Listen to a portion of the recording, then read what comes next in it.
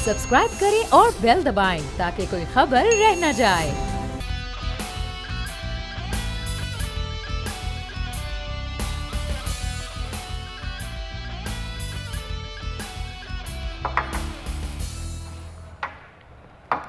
अस्सलामुअलैकुम नाज़रीन, प्रोग्राम में आपको कहेंगे खुशामदीद। मैं हूं महविश तबस्सुम और मेरे साथ मौजूद हैं बोल न्यूज़ के एडिटर इन चीफ नज़ीर लगारी साहब।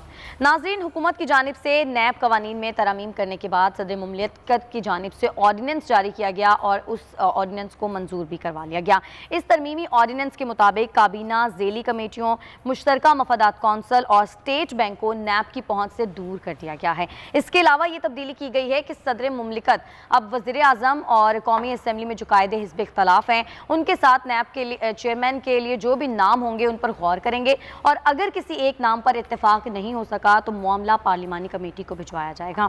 और इसके अलावा ये भी तब्दीली की गई है कि जब तक नए चेयरमैन का इंतखाब नहीं हो जाता तब तक जो पुराने चेयरमैन नैब हैं वही अपने ओहदे पर बरकरार रहेंगे। अपोजिशन की तमाम जमातों की जानिब से इस ऑर्डिनेंस को मुस्तरद किया गया है। मुतालबा किया गया है कि इस मामले को कौमी असम्बली में लाया जाए, पार्लियामेंट में इस पर बहस की जाए, क्योंकि इस तरमीमी ऑर्डिनेंस को हम नहीं मानते। और अभी ये खबर सामने आई है कि लाहौर हाई कोर्ट में इस नैब तरमीमी ऑर्डिनेंस को चैलेंज भी कर दिया गया है। लगाई साहब, इश्तियाक चौधरी एडवोकेट की जानिब से इसको चैलेंज किया गया है और कहा यह गया है कि पार्लियामेंट की मौजूदगी में आप किसी भी तरह का ऑर्डिनेंस नहीं ला सकते। आप क्या कहेंगे? एक तो ये है कि पार्लियामेंट की मौजूदगी में ऑर्डिनेंस आ सकता है, इसको कोई रोक नहीं सकता है, लेकिन ऑर्डिनेंस उस वक्त आ सकता है जब पार्लियामेंट इन हाउस ना हो। पहले कस्टम ये थे, रिवायात ये थी, कन्वेंशन ये था कि पार्लियामेंट के इजलास के 14 दिन पहले और 14 दिन बाद आप कोई ऑर्डिनेंस जारी नहीं कर सकते हैं। अभी तो हाउस जो है वो इन मीटिंग था, इन सेशन था और उस वक्फा हुआ और उसके बाद हाउस जो है वो एडजर्न कर दिया गया और फिर उसके बाद ये लेकर आए। ये जो है ये कन्वेंशन और कस्टम्स के ख़िलाफ़ है और ये उसकी नीयत भी ठीक नहीं है, इंटेंशन भी ठीक नहीं है। बात यह है कि जब तक और तब तक के जो अल्फाज हैं वो तो तक क़यामत भी हो सकते हैं ना, कि जब तक के दूसरे चेयरमैन नैब का तकर्रुर नहीं होता। अब इसमें मुद्दत नहीं है और वैसे भी आइन में नहीं है। जब उनकी मुद्दत ख़त्म हो गई है ये पोस्ट वेकेंट हो जानी चाहिए और आइनी कानूनी तकाजा ये है कि जस्टिस जावेद इकबाल साहब अपनी कुर्सी खाली करके चले जाएं, बाद में हुकूमत फैसला करे कि उसने क्या करना है। उन्होंने ये नहीं किया है।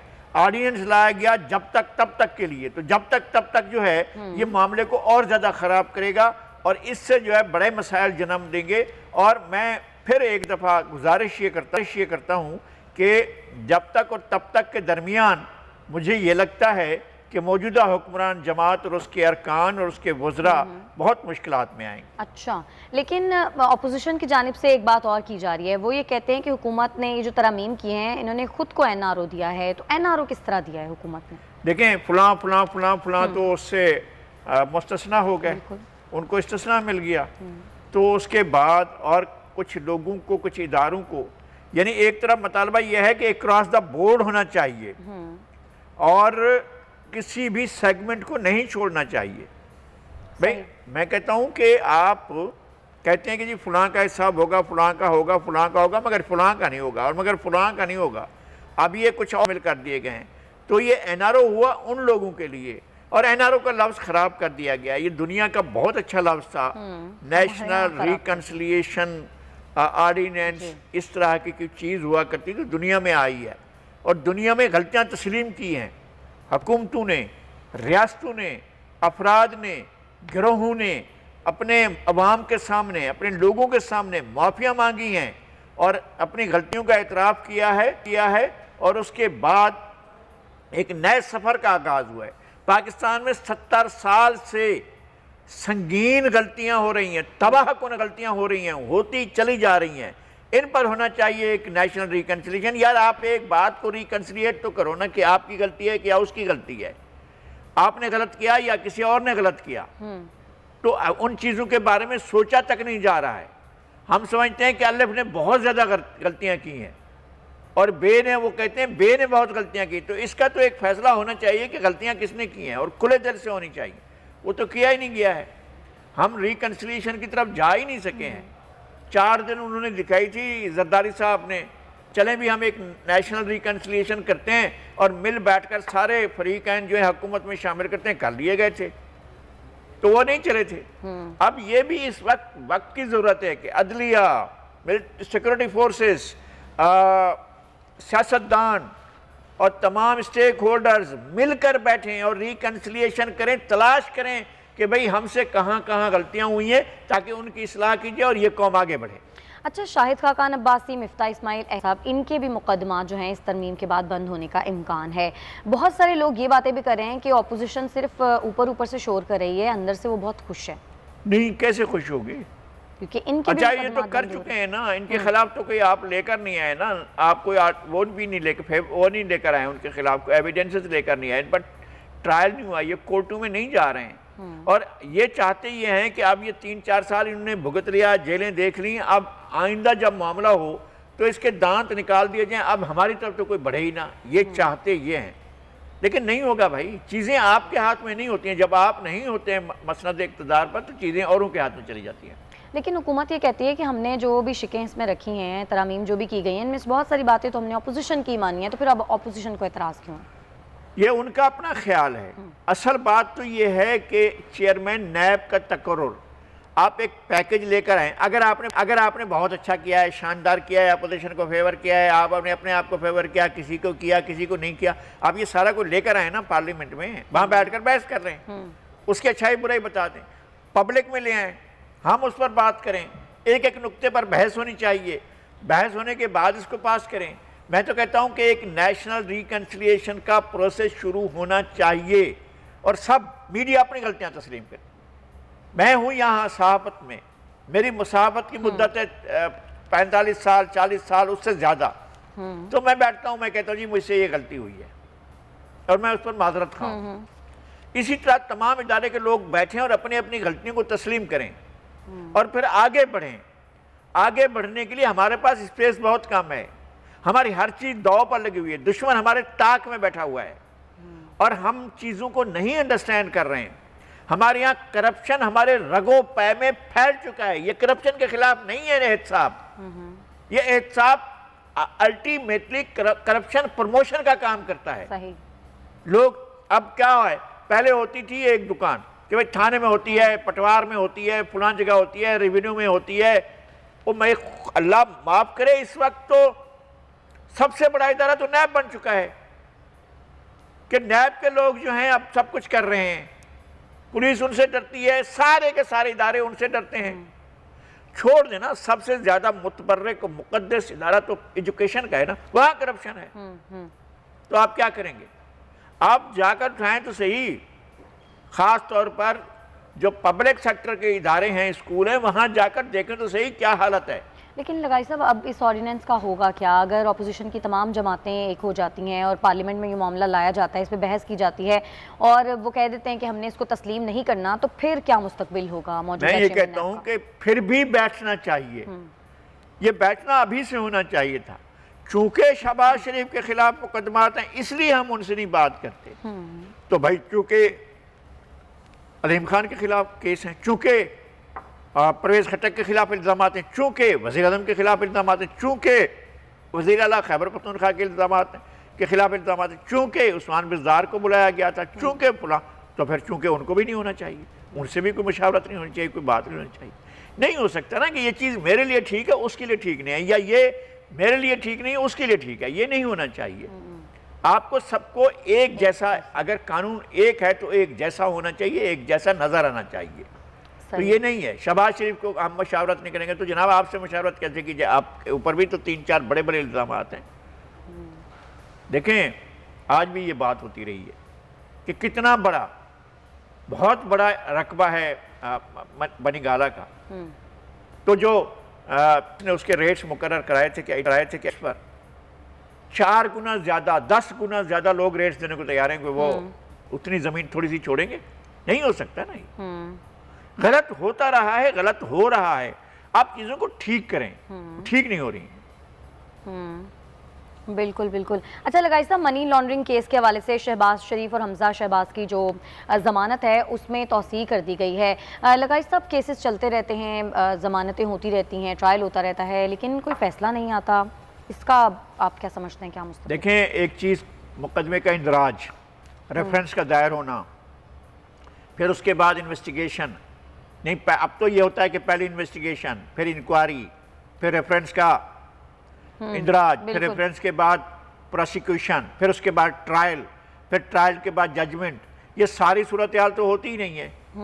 آپ جاتے ہیں ریفرنس تک، پھر اس کے بعد پیشیں شروع ہو جاتی ہیں، اور اس کے بعد وہ نوبت ہی نہیں آتی ہے. اچھا، یہ بیل ہو جانا، پہلے تو بیل کا احتساب کورٹس کو رائٹ ہی نہیں تھا. وہ تو ہائی کورٹ جا کر بیل اگر کسی نے لینی ہوتی تھی تو ہائی کورٹ میں جا کر بیل لیتا تھا. بالکل.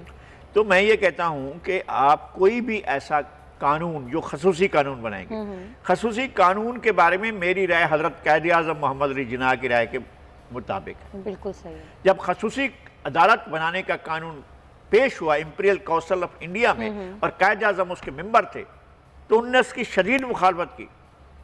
تو وہاں چیف سیکریٹری موجود تھا، انہوں نے کہا جناب جناح صاحب، اگر آپ کے ساتھ آپ کی زندگی کو جان کو خطرہ درپیش ہو تو پھر آپ کیا کریں گے؟ کیا خصوصی عدالت نہیں بننے دیں گے؟ انہوں نے کہا کہ ایسی حالت میں میں اس امپیریل کونسل کا ممبر بننا پسند نہیں کروں گا، اور میں اب اس کا ممبر نہیں رہا ہوں. اب میں اپنی سیٹ سے اٹھ رہا ہوں، میں اس کو چھوڑ رہا ہوں، میں اس اسمبلی کا ممبر نہیں ہوں، اور یہ غلط ہو رہا ہے جو اسمبلی کر رہی ہے، میں جا رہا ہوں. وہ اٹھے اور چل دیے. صحیح. آپ ایسی خصوصی چیزیں کرتے رہتے ہیں. یہ نیب ایک خصوصی چیز ہے. بالکل بالکل صحیح. بھئی آپ لے جائیں نا کورٹس میں آپ کے پاس. اچھا، کورٹس میں اگر تاخیر ہوتی ہے تو آپ کورٹس کے ججز کی تعداد بڑھائیں. انصاف میں تاخیر ہوتی ہے تو آپ انصاف کو جلدی کرنے کا کام کریں. یہ بندوبست کرنا تو آپ کا کام ہے. بالکل ایسا ہی ہے. چلیں لگائی صاحب، تھوڑا سا آگے بڑھتے ہیں. اب سے کچھ دیر پہلے پی ڈی ایم کا ایک دفعہ پھر سے پی ڈی ایم متحرک ہو گئی ہے. مولانا فضل الرحمان اور شہباز شریف کی ملاقات، اور مولانا فضل الرحمان نے کہا ہے کہ پاکستان میں فوری جو الیکشن ہے وہ اس وقت اس کی بہت زیادہ ضرورت ہے. ساتھ ساتھ انہوں نے جلسوں کی جو ڈیٹس ہیں وہ اناؤنس کر دی ہیں. 16 اکتوبر کو فیصل آباد میں وہ جلسہ کرنے جا رہے ہیں. تو کیا یہ سمجھا جائے کہ پی ڈی ایم اب ایک بار پھر سے متحرک ہو گئی ہے تو اب کچھ چینج لا سکتی ہے؟ جی ماہانہ جلسوں کی حد تک اور بڑی تیاریاں کرنے کے بعد ایسے اقدامات کرنے کے، پہلے ایک ٹرک پر مولانا نے 2 سال سواری کی، 1 سال تک تو چلتے ہی رہے، پھر 1.5 سال تک چلے، پھر انہوں نے اپنا ایک انفرادی جو ہے لانگ مارچ کیا، کراچی سے اسلام آباد پہنچے، پھر لانگ مارچ ختم کر کے واپس آئے، پھر پی ڈی ایم بنائی، پی ڈی ایم کے سربراہ بن بیٹھے، پھر انہوں نے جو ہے پھر جلسے شروع کر دیے. پھر جلسوں میں معلوم ہوتا تھا کہ منزل بہت سامنے نظر آ رہی ہے، قریب ہے. پھر اس کشتی میں خود ہی جو ہے وہ ایک سوراخ ڈال دیا، کشتی سنک کر گئی، پی ڈی ایم یہ رہ گئی، باقی پی ایم ایل این اور جمعیت علماء اسلام اور باقی لوگ جو ہیں اینڈ کمپنی. مجھے انتہائی افسوس ہے، میں بڑے لوگوں کے بارے میں، بہت قابل احترام لوگوں کے بارے میں یہ لفظ استعمال کر رہا ہوں. وہ اس وقت جو ہے ان 2 پارٹیوں کی پخ کے طور پر چل رہے ہیں. پخ میں آپ کو بعد میں سمجھاؤں گا کہ کیا ہوتی ہے. تو یہ جو ہے اس طرح چل رہے ہیں، اور پی ڈی ایم کی طرف سے کوئی کمال نہیں ہوگا. پی ڈی ایم اپنے حالات میں اگر حکومت اپنے بوجھ سے گر جاتی ہے تو دوسری بات ہے، اس کا اپنا بوجھ زیادہ ہے، اپوزیشن کے پریشر سے زیادہ اس کا اپنا بوجھ اپنے اوپر بہت زیادہ لدا ہوا ہے. اگر گر جاتی ہے تو گر جاتی ہے، لیکن اس پی ڈی ایم کے ذریعے حکومت کو کوئی خطرہ نہیں. کوئی خطرہ نہیں، حکومت ریلیکس رہے. اچھا لگائی صاحب، بلوچستان میں سیاسی بحران سنگین صورتحال اختیار کر گیا. استعفے آ رہے ہیں، استعفے منظور بھی کیے جا رہے ہیں. جام کمال صاحب نے ابھی ملاقات بھی کی ہے جے یو آئی فے کے مولانا عبدالغفور حیدری سے اور مدد کی اپیل کی ہے، لیکن انہوں نے بھی صاف انکار کر دیا ہے. اب آپشنز کیا ہیں جام کمال صاحب کے؟ آپشن ہمارے نواب، ہمارے مہربان ہمارے دوست جناب نواب ثناء اللہ زہری کے پاس تھا، وہی آپشن ان کے پاس ہے. یا فیس کریں یا ریزائن دیں اور چلے جائیں. اور میرا خیال یہ ہے کہ اگر پریشر اسی طرح سے اگلے 2 دن تک برقرار رہتا ہے تو موو ٹیبل ہونے سے پہلے جام کمال خان گھر لسویلا ہاؤس کا راستہ لیں گے، اور کراچی میں ان کا گھر ہے، یہاں آ جائیں گے. اور شاید وہ وزارت اعلیٰ کو، اگرچہ ان کے بہت زیادہ سپورٹ بھی ہو رہی ہے، ان کے ساتھ جو ہمارے بہت سے احباب اور دوست ہیں ان کو سپورٹ کر رہے ہیں، لیکن ارکان اسمبلی ان کو سپورٹ نہیں کر رہے ہیں. ان کے ساتھ ان کے حالات جو ہیں وہ تیزی سے خرابی کی طرف جا رہے ہیں. انہیں سنبھالنا چاہیے تھا لیکن انہیں ٹیکل نہیں کر سکے. لیکن وہ ابھی بھی کانفیڈنٹ ہیں، وہ کہتے ہیں اتحادی تو میرے ساتھ ہے، میرا کوئی کچھ نہیں بگاڑ سکتا. یہ ان کا گمان ہے نا، ان کا خیال ہے، یہ بھی ان کا اپنا خیال ہے کہ ان کے ساتھ ہیں اتحادی. بہت سے لیاقت شاہوانی صاحب پچھلے دنوں ایک پروگرام میں ہم سے ہی بات کر رہے تھے تو انہوں نے یہ کہا کہ سارا جو ملبہ انہوں نے پی ڈی ایم پہ ڈال دیا ہے. وہ کہتے ہیں پی ڈی ایم کی وجہ سے معاملات اس نہج تک پہنچے ہیں. نہیں، میرے خیال ہے آپ پی ڈی ایم کو کریڈٹ دے رہے ہیں لیاقت شاہوانی صاحب. پی ڈی ایم کا اس میں کوئی ہاتھ نہیں ہے. یہ جو ان نے بویا اسی کو کاٹ رہے ہیں. میں لیاقت شاہوانی صاحب کی بات نہیں کرتا ہوں، میرے بہت مہربان ہیں، ان کی بات نہیں کر رہا ہوں، لیکن یہ بویا ہے جام صاحب نے. اور جام صاحب نے اپنے گرد ایک گھیرا بنایا ہے، اس گھیرے کو مضبوط کیا ہے. ایک واٹس ایپ گروپس بنائے ہیں، تمام گروپس کے ایڈمن خود ہیں اور اپنے منسٹری کو ایڈمن کے ذریعے چلاتے ہیں، گروپس کے ذریعے چلاتے ہیں، واٹس ایپ گروپس کے ذریعے حکومت چلتے ہیں. حکومتیں اس طرح سے نہیں چلتی ہیں. آپ کو بہت زیادہ ٹھیک ہے ٹیکنالوجی ہے، اس سے فائدہ اٹھائیں، لیکن آپ کو کسی صورت میں بھی اپنے آپ کو سین سے منظرنامے سے غائب نہیں کرنا ہے. یہ ہو ہی نہیں سکتا نا کہ کوئی منسٹر آپ کا آ کر 6 گھنٹے آپ کا انتظار کرے. کیسے ہو سکتا ہے؟ ہو ہی نہیں سکتا. 4 گھنٹے آپ کے لیے کوئی بیٹھا رہے. اور پھر یہ بھی مڈل کلاس کے لوگ نہیں ہیں، ہماری طرح لوور مڈل کلاس کے اور لوور کلاس کے لوگ نہیں، ہم تو عام بہت ہی عام سے آدمی. لیکن آپ اگر کہیں کہ جو روایتی طور پر سردار ہیں اور اپنی سرداری کے زوم میں ہیں، آپ ان کو کہیں کہ ذرا بیٹھنا انتظار کرنا اور 5-6 گھنٹے، وہ تو بڑے بڑے زمانے گزر گئے ہیں جب ان کی سرداریاں، جب بڑے بڑے دستار والے ان کے آگے بیٹھے ہوتے ہیں اور سر جھکا کر بیٹھے ہوتے ہیں، ان کو آپ کہتے ہیں یار انتظار کرو، تو پھر یہ بڑا مسئلہ ہوتا ہے. جام کمال صاحب کو کیا آئیڈیا نہیں تھا کہ معاملات اتنے خراب ہو سکتے ہیں؟ پہلے ہی کہیں بیچ میں ہی معاملات صحیح کر لیتے. وہ صحیح کر سکتے تھے. ان کی عمر کا ایک بڑا حصہ نارتھ ناظم آباد میں گزرا ہے، تو وہ نارتھ ناظم آباد کے کلچر سے زیادہ واقف ہیں. اور اچھا ہے کہ لوور مڈل کلاس کے لوگوں اور مڈل کلاس کے لوگوں کے ساتھ رہے ہیں. اگرچہ ماشاءاللہ لسبیلا ہاؤس تو بہت ہی خوبصورت ہوا کرتا تھا، بہت ہی زبردست. تو وہاں پر پروان چڑھے ہیں.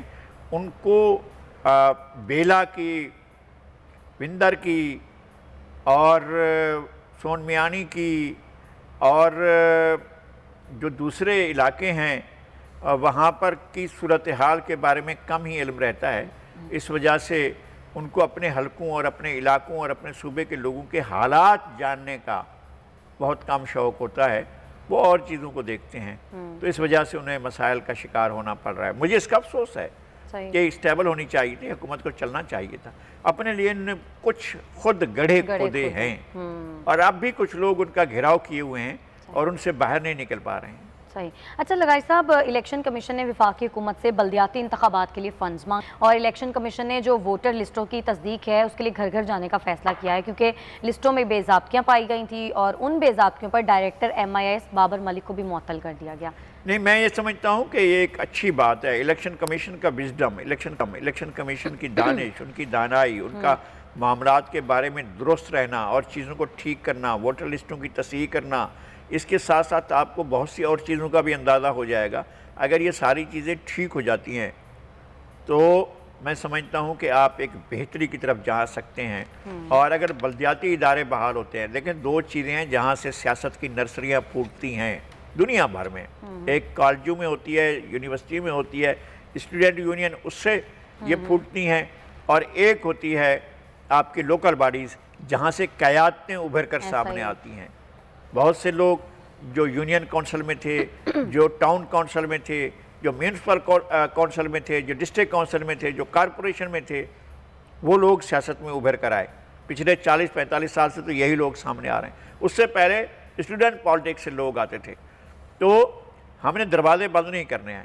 میرے خیال میں الیکشن کمیشن کا یہ فیصلہ کہ جو ہے وہ ووٹر لسٹنگ کی تصحیح کی جائے اور اس پروسیس میں چلا جائے، جیسے خیبر پختونخوا میں مرحلہ وار الیکشن کرانے کا فیصلہ کیا ہے، میں سمجھتا ہوں کہ یہ ٹھیک ہے. لیکن لگائی صاحب، بلدیاتی انتخابات ہونے میں پہلے تو ڈیلے بہت زیادہ آتا ہے، اور اگر بلدیاتی انتخابات ہو بھی جاتے ہیں تو اداروں کو اختیارات نہیں ملتے.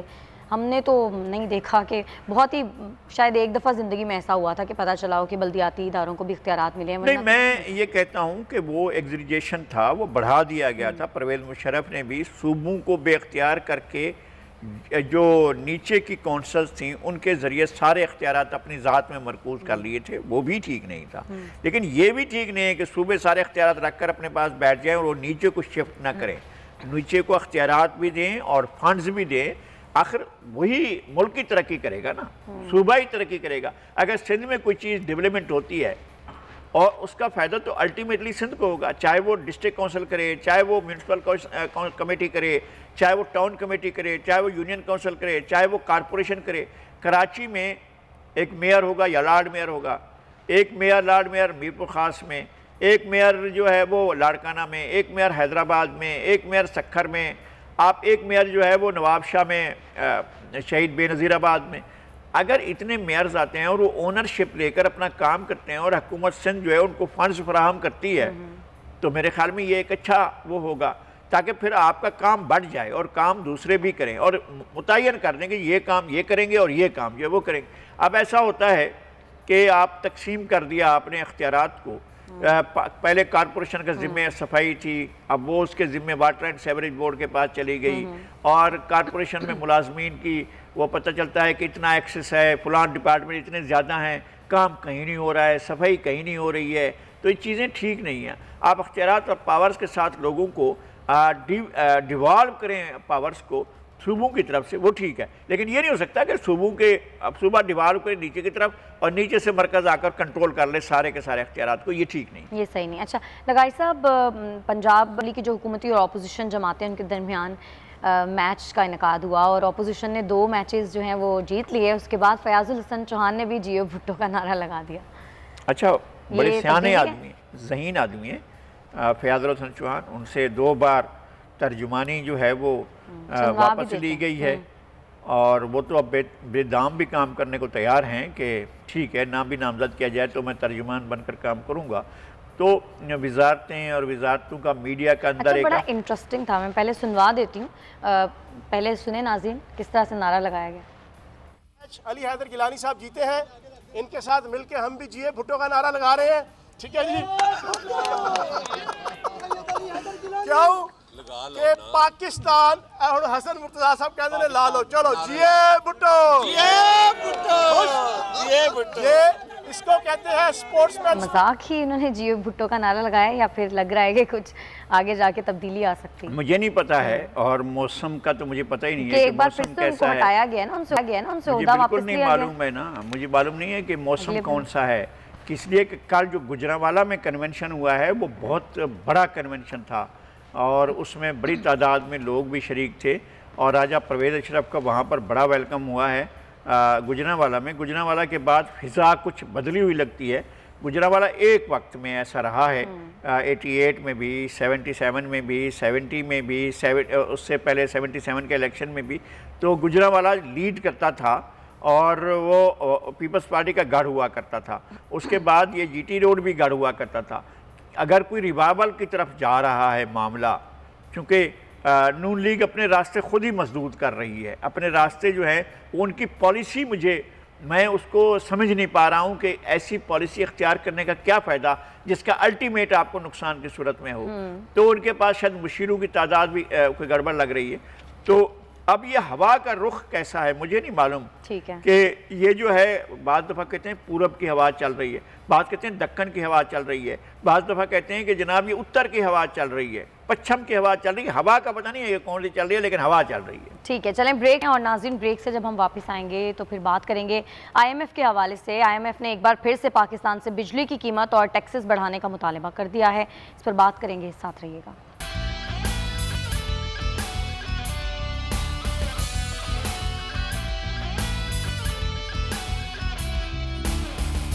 ویلکم بیک ناظرین، آئی ایم ایف کی بات کریں گے۔ آئی ایم ایف کی جانب سے پاکستان سے بجلی کی قیمت، انکم اور سیلز ٹیکس اور ریگولیٹری ڈیوٹیز بڑھانے کا مطالبہ کیا گیا ہے۔ لغاری صاحب، اگر یہ مطالبات مان لیے گئے تو اس کے بعد یقین کریں سانس لینے کا بھی دل نہیں کرے گا، کیونکہ ڈر لگے گا کہیں اس کے اوپر بھی ٹیکس نہ لگ جائے۔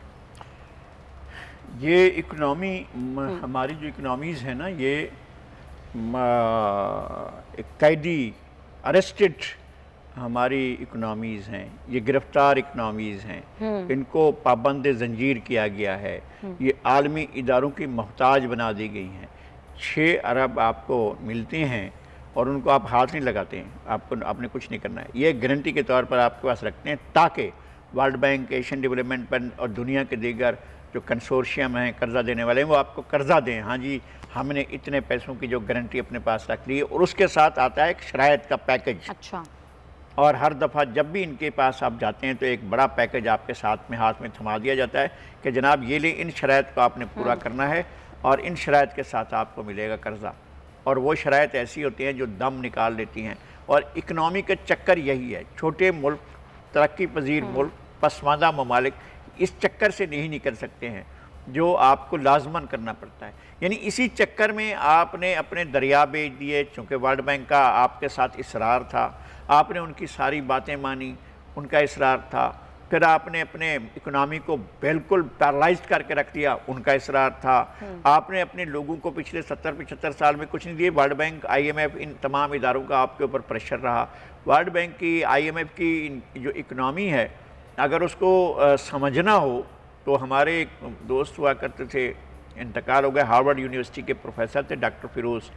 انہوں نے ایک کتاب لکھی تھی، اس سے پتہ چلتا تھا کہ ہماری معیشتیں جو ہیں، اس تیسری دنیا کی معیشتیں، غریب ممالک کی معیشتیں، ان کے ہاتھ میں گروی رکھی ہوئی ہیں. اور ہماری حکمران اشرافیہ صرف ایک چیز پر دیکھتی ہے کہ کیا ہم کرپشن سے، چوری سے اپنے اثاثے بیرون ملک یا اندرون ملک بنا سکتے ہیں تاکہ یہ سب کچھ ایسا چلتا رہے، ہم بچے رہیں.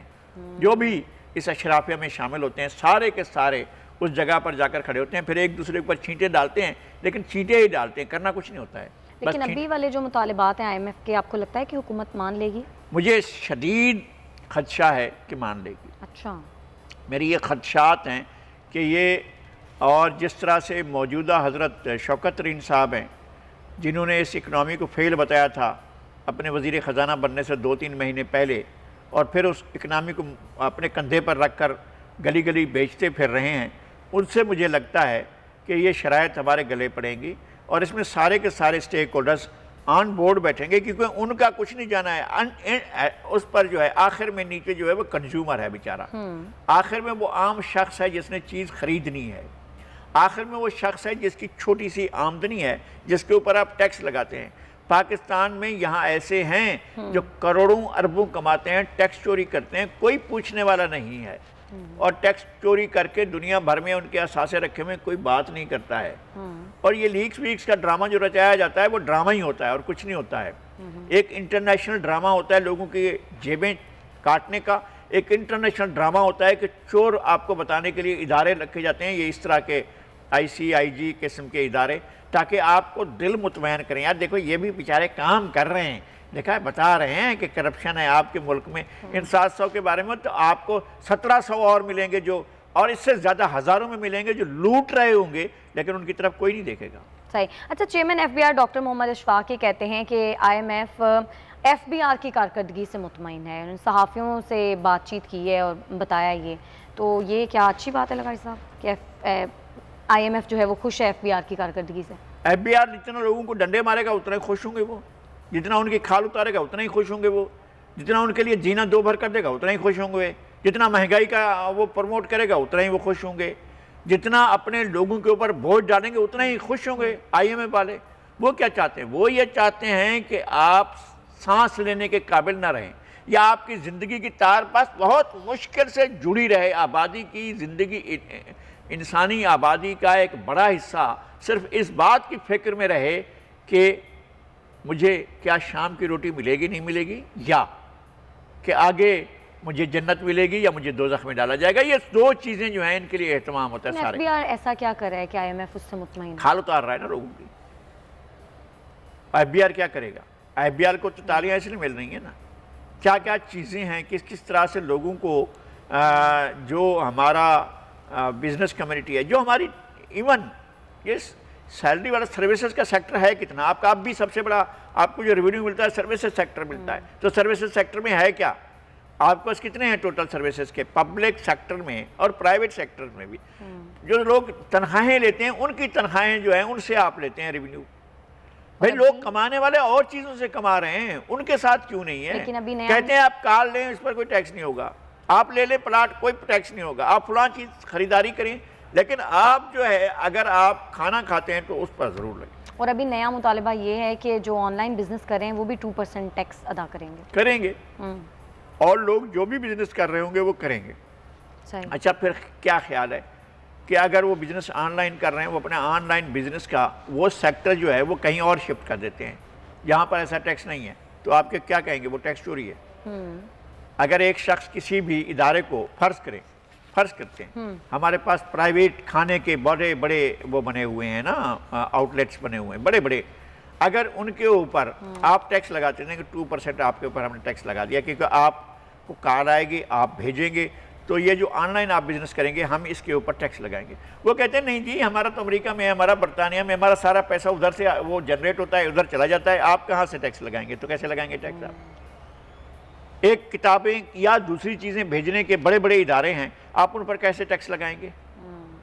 ایک کتاب ایک شخص منگواتا ہے امریکہ سے، وہ یہاں پہنچتی ہے، اس نے پیسے وہاں بھرے، آپ اس پر کیسے ٹیکس لگائیں گے؟ بھائی بہت سی چیزیں ایسی ہیں نا، بزنسز ایسے ہیں جو انٹرنیشنل سطح پر ہوتے ہیں، تو آپ انٹرنیشنل سطح پر کون سے بزنسز پر آپ اپنے لوگوں کی، جس نے چھوٹی موٹی چیز کی ہوئی ہے، چاول بیچ رہا ہے، وہ کر رہا ہے کہ جی اچھا میں کرتا ہوں ایسا، چھولے بھیج دوں گا، کسی کو میں حلیم بھیج دوں گا، اچھا ٹھیک ہے ٹھہرو پیسے دو پہلے، تو آپ ان سے تو لے سکتے ہیں۔ جو انٹرنیشنل بزنس کرنے والے لوگ ہیں، جو بڑا بڑا بلینز کا بزنس کر رہے ہیں، اچھا یہ نہیں ہے سروس، یہ جو لوگ کر رہے ہیں آن لائن بزنسز، خود یہ ادارے جو ادارے جو ہیں آپ کے پاس آئی ٹی کے بڑے ادارے ہیں، یہ بھی تو کر رہے ہیں نا، فیس بک کر رہا ہے، ٹویٹر کر رہا ہے، اور دوسرے ادارے ان کے تھرو بزنس ہو رہا ہے، کیا آپ ان کو آپ پکڑیں گے؟ بالکل۔ اور ابھی تو لگائی صاحب جو انٹر بینک فنڈز ٹرانسفر ہے، اس کے اوپر اتنے پیسے کٹ جاتے ہیں، 25,000 سے اوپر اگر آپ نے ایک مہینے میں کوئی بھی ٹرانزیکشن کی ہے تو بینک جو ہے وہ فیس پلس ٹیکس کے نام پر بہت سارے پیسے کاٹ رہا ہے۔ کیا کر سکتے ہیں؟ کیا ہم تو وہ ہیں کہ جو چیخ بھی نہیں سکتے ہیں، احتجاج بھی نہیں کر سکتے ہیں، کاٹ رہے ہیں۔ اچھا اس کو نہیں کہا جائے گا یہ ایف بی آر کی کارکردگی ہے نا؟ قاری صاحب یہ گندم کا معاملہ ہے کیا، اور ہمیشہ وفاق اور سندھ کے درمیان یہ ایک تنازع ہی رہتا ہے؟ مسئلہ یہ ہوتا ہے کہ ابھی ہم پریکیورمنٹ کر رہے ہوتے ہیں تو وفاقی حکومت پلان کرنا شروع کر دیتی ہے کہ ہم ایکسپورٹ کریں۔ آپ ایکسپورٹ اس وقت کریں گے نا جب آپ کے پاس ایک اتنی کوانٹیٹی موجود ہوگی کہ آپ چاروں صوبوں کی ضروریات کو پورا کر پا رہے ہیں۔ اگر آگے جا کر پتہ ہے کہ آپ کو کرائسس ہوگا تو آپ اس کرائسس کو فیس نہیں کرتے ہیں، پھر واپس اپنے ملک میں امپورٹ کرتے ہیں گندم کو، اور امپورٹ کرنے کے لیے آپ کو بڑی کاسٹ دینی پڑتی ہے۔ تو یہ صورتحال اب یہ ہے کہ یہ چاہتے ہیں کہ ایک خاص ٹرم پر، ایک خاص قیمت پر جو لو چل رہی تھی سندھ کے اندر، اس پر وہ رہے، اور وہاں سے پنجاب سے جو خریدار ہیں وہ آ جائیں، یہاں سے گندم پروکیور کریں اور لے جائیں، اور پھر ایکسپورٹ بھی کر دی جائے۔ تو سندھ نے اپنی گندم روکی ہوئی ہے، ابھی چند دن پہلے سندھ نے اپنی قیمت باقی پاکستان کے برابر کر دی ہے، اگر آپ وہاں سے جا کر وہ خریدتے ہیں، جو مل اونر ہیں، جو اپنے چکیاں چلاتے ہیں، وہ اگر جا کر خریدیں تو اب یہ صورتحال ہے۔ انٹرنل پروونشل پریشر یہ ہے کہ جی آپ گندم دیں لوگوں کو، بھئی لوگوں کو دیں نا، آپ اپنے صوبے کے لوگوں کو دیں، اپنے صوبے کے جو کارخانہ چلاتے ہیں، آٹے کا کارخانہ، فلور ملیں چلاتے ہیں، آپ ان کو دیں۔ یہ تھوڑی ہے کہ دوسرے صوبوں سے اگر وہ فلور ملوں والے آ کر آپ سے لائن میں کھڑے ہوئے ہیں کہ جی ہمیں بھی آٹا چاہیے، گندم چاہیے، تو آپ اپنے صوبے میں لیں۔ تو یہ نہیں کر رہے ہیں، بلکہ اس کو جو ہے یہ انڈر پریشر، یہاں بھی اپوزیشن جو ہے وہ پریشر کر رہی ہے کہ سندھ حکومت جو ہے وہ آٹے کے معاملے میں مسائل پیدا کر رہی ہے۔ کس بات کے مسائل پیدا کر رہی ہے؟ آٹا تو یہاں سستا مل رہا ہے، پنجاب کی نسبت سستا مل رہا ہے، تو انہیں وہ دیکھنا چاہیے۔ ان کو اصل میں اس معاملہ یہ ہے کہ کوئی نہ کوئی گڑبڑ ہونی چاہیے، اور جو سندھ میں اور وفاق کے درمیان چلتی رہے تو چل رہی ہے۔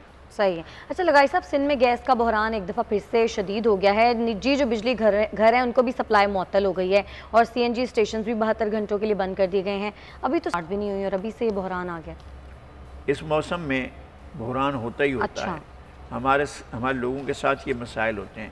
سندھ پروڈیوس کرتا ہے گیس، سندھ میں سب سے زیادہ گیس سندھ میں ہوتی ہے، اور سب سے زیادہ شارٹیج سندھ میں کر دی جاتی ہے، اور ہمارے یہاں نہ انڈسٹری کو ملتی ہے، نہ ڈومیسٹک جو کنزیومر ہے اس کو ملتی ہے۔ یہ مسائل ہوتے ہیں۔ اصل میں ساری کی ساری صورتحال مس مینجمنٹ کی ہے۔ آپ نے انٹرنیشنل سودے کیے ہوئے ہیں، ایل این جی کے کیے ہوئے ہیں، آپ قطر سے لے رہے ہیں، آپ دنیا جہان سے لینے کی کوشش کرتے رہتے ہیں۔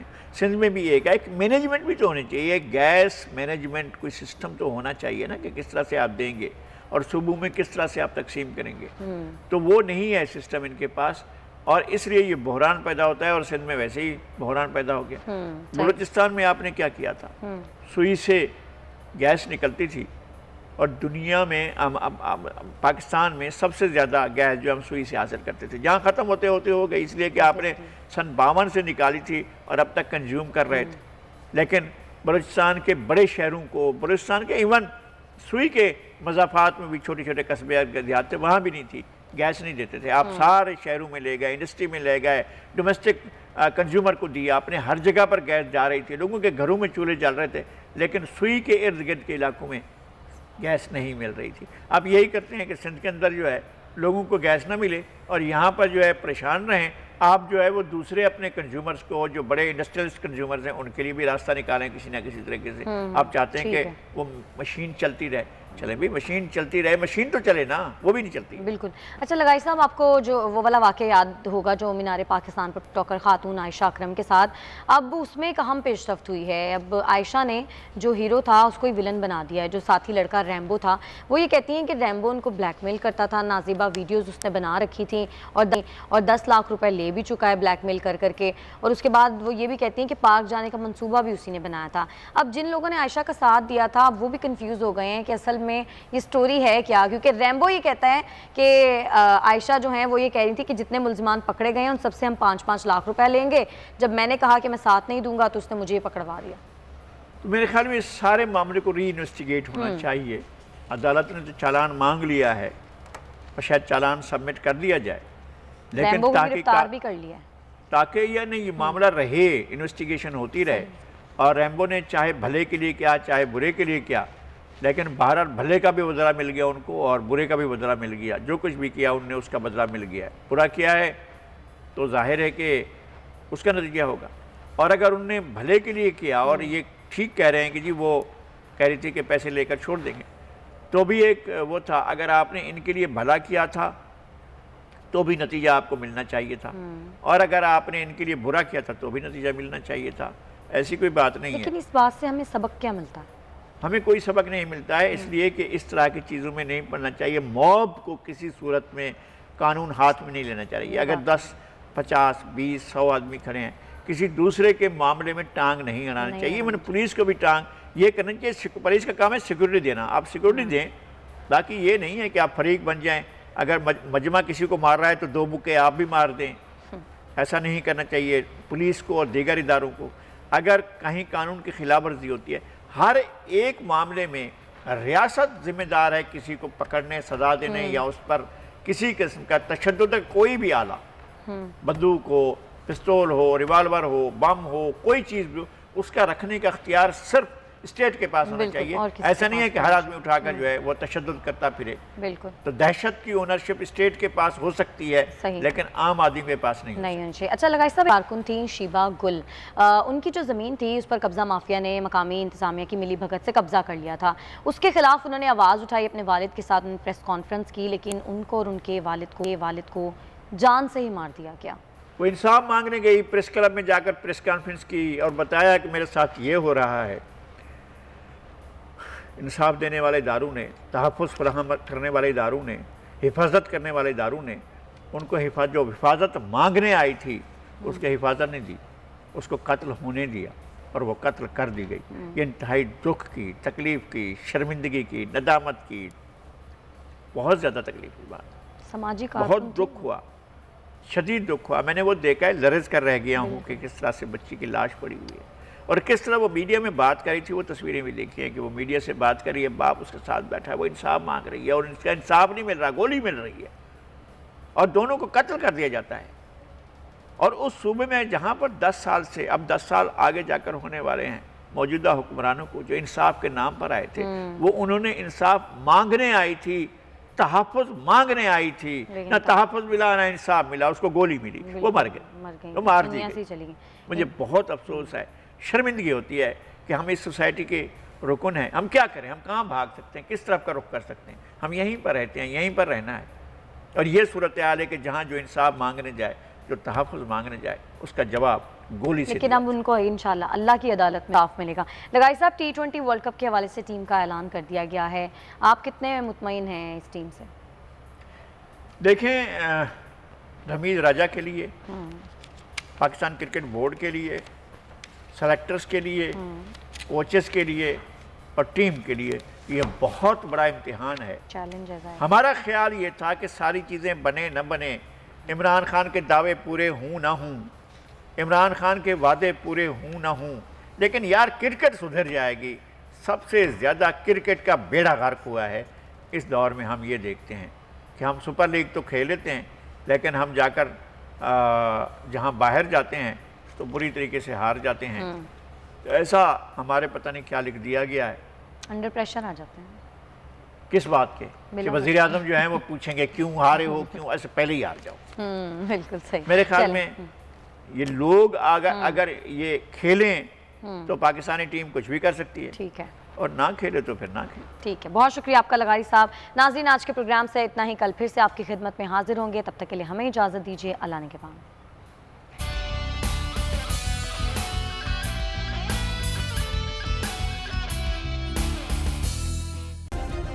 सब्सक्राइब करें और बेल दबाएं ताकि कोई खबर रह न जाए।